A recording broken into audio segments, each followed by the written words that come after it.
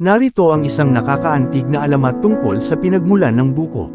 Noong unang panahon, sa isang malayo at mapayapang pulo, naninirahan ang isang mapagmahal na mag-asawa, sina Lito at Mina.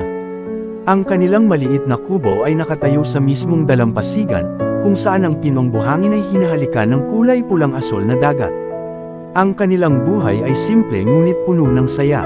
Umaasa lamang sila sa biyayang galing sa dagat at sa maliliit na pananim sa paligid.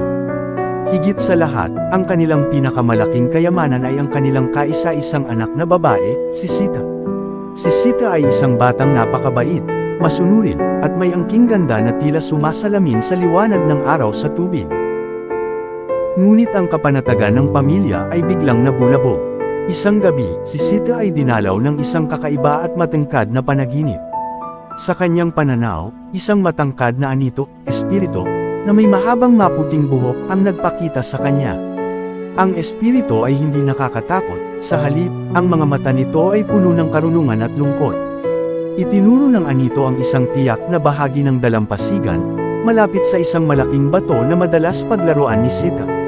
Ang espiritu ay walang sinabi, ngunit sa isip ni Sita ay naramdaman niya ang isang matinding pangangailangan, isang utos na kailangan niyang sundin sa takdang panahon.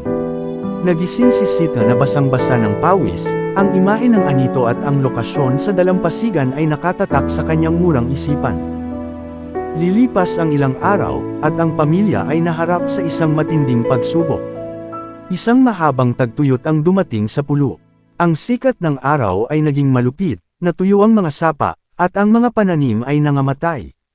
Ang gutom at uhaw ay naging banta sa kanilang buhay. Sa kabila ng pagsisikap ni Lito at Mina, unti-unting nanghina ang kanilang katawan. Sa panahong ito ng krisis, naalala ni Sita ang kanyang panaginip. Alam niyang dumating na ang takdang oras. Isang hapon, habang ang kanyang mga magulang ay nakahandusay sa pagod sa loob ng kubo, si Sita ay naglakad patungo sa dalampasigan, bitbit ang isang maliit na palayok ng tubig, ang huling patak ng kanilang iniimbak. Dinala niya ang tubig sa tapat ng malaking bato, sa eksaktong lugar na itinuro ng anito. Sa kabila ng kanyang sariling matinding uhaw, hindi niya ininom ang tubig.